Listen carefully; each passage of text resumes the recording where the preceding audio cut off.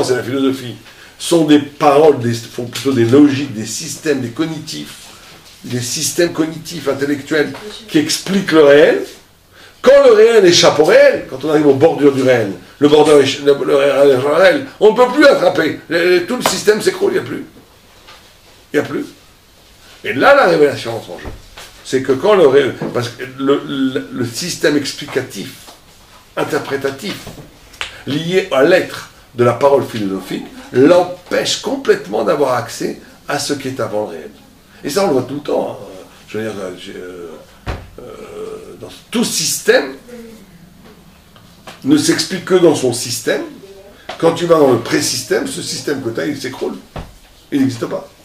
Or, le pré-système du monde, c'est le Kodesh HaKodashim. C'est pour ça que le Kodesh HaKodashim, c'était l'endroit, la pierre angulaire, où Dieu a créé l'univers entier. C'est ce qui est avant le monde. C'est le point, c'est le centre du monde. Au sens où c'est l'univers entier a été créé à partir de on parle de l'esplanade du temple. L'esplanade du temple, c'est le lieu du Big Bang. ça veut dire, pour des choses rigolotes, c'est que le monde a été créé à partir de là, à partir de cette pierre qui est sur le temple. L'univers entier a été créé à partir de là. C'est le point ultime. Or, le point ultime où tout commence, où tout s'organise autour, n'obéit pas aux mêmes règles. Vous comprenez, ça, je pense que c'est même avéré scientifiquement. Ce qui est avant la règle ne rentre pas dans la règle. C'est ce qui a permis le départ de toute la règle.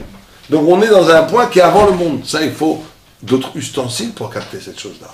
Tout ustensile qui est formaté par le fait qu'elle explique le monde, et qui en retour, c'est dialectique, quand tu expliques le monde t'explique.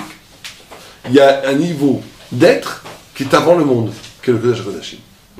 Qui lui, pour le percevoir, alors ça, la philosophie peut pas faire le deuil de toute sa puissance. Il faudrait qu'elle fasse le deuil de toute sa puissance pour entrer en relation avec ce point. Et c'est là où rentre le Kodesh HaKodashim. Et la pérennité du peuple d'Israël fait qu'il a accepté d'avoir une alliance, une brique, un rapport avec ce niveau de perception qui n'a aucun rapport d'explication. C'est ça qui fait qu'on est un éternel. C'est ça qui fait qu'un Israël est éternel. C'est parce qu'il n'est pas lié au temps, il n'est pas lié à l'être. Il n'est pas lié au processus. Il n'est pas lié, même au Echal, il est lié au Kodesh HaKodashim. Kodesh HaKodashim, on voit qu'il n'y a pas de rapport avec la taille, avec les dimensions. Oui, mais encore, on voit qu'il n'y a pas de rapport avec le temps. Le fait qu'il n'y a pas de rapport avec la taille montre qu'il n'y a pas de rapport avec le temps. Ça va ensemble. Le fait que le Kodesh HaKodashim ne prenait pas de place, c'était un des miracles du temple, montre qu'il est hors monde. Dès que tu es hors monde, tu es hors temps, hors espace. Tu es hors temps, hors espace. C'est pour ça que personne ne rentrait dedans. Si ce n'est que le Kohen Gadol, une fois par an, à Kippour. Ce n'est pas un lieu d'habitation, ce n'est pas un lieu de mondain. C'est un lieu extramondain. Alors allons-y. Okay. C'est pour ça que donc le Kodesh HaKodashim n'est plus le 7, c'est le 8. ולמה קודש הקודשים אחר שבעה? כי הנהגת הטבע הוא תחת מספר שבעה. כי השבעה ימי הטבע שבהם נברא העולם הטבעי, parce que tout simplement le 7 représente le nombre de jours de la création de ce monde naturel. ולפיכך מה שאחר הטבע הוא תחת מספר 8, c'est pour cela que ce qui dépasse le naturel est représenté par le chiffre 8. כי 8 הוא אחר שבעה של ימי הטבע, parce que tout simplement le 8 vient suivre le 7 qui représente ces jours de création. ולכן המילה שהיא על הטבע, שהרי לפי הטבע האדם נולד הראל.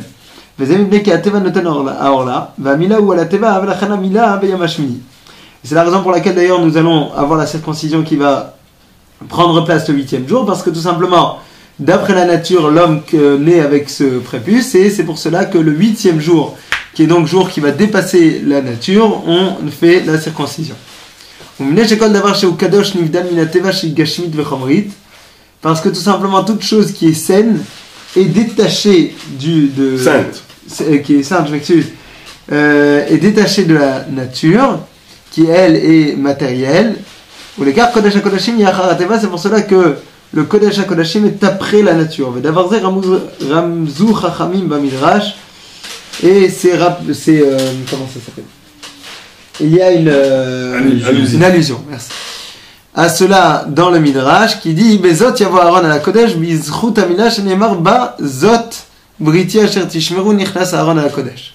Lorsque le pasuk dit Bezot, avec celle-là yavo Aaron à la Kodesh, Aaron rentrera dans le Saint des Saints. C'est quoi ce Zot? Ce Zot, ça représente la Mila, sur laquelle aussi il est écrit le mot Zot. Et grâce à cette force à cette Gdusha de la Mila, Aaron va pouvoir entrer dans le Saint des Saints. Oublié. Bien, on va parce que ça c'est encore une fois. Le rapport entre la Mila et le Saint des Saints, c'est tout un truc.